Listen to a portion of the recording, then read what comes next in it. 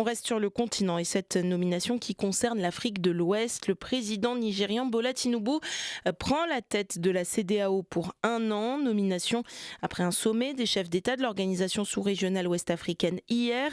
Au cœur de ce rendez-vous, l'évolution de la situation dans les 3 pays contrôlés par des militaires, le Mali, le Burkina Faso et la Guinée.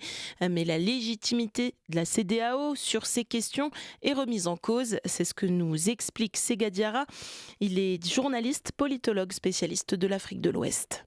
La CEDEAO souffre beaucoup de crédibilité, d'autant plus que les différents chefs d'État qui l'animent actuellement, même si certains ont été plus ou moins bien élus, mais surtout, on voit quand même derrière la CEDEAO une main cachée. Cette main cachée ne peut être autre que la communauté internationale qui souhaiterait reprendre la main.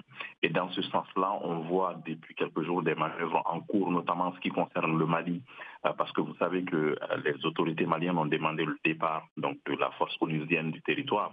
Et aujourd'hui, on voit bien des manœuvres en cours pour que cette force puisse rester au Mali, mais sous la coupe donc, de la CEDEAO. Cette CEDEAO, effectivement, souffre beaucoup de légitimité.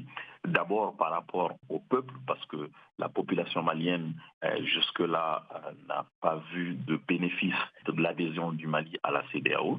Par contre, la CEDEAO est toujours présente pour sanctionner le Mali, même si les sanctions concernent les premiers responsables, les effets sont subis plutôt par les populations, par les plus démunis.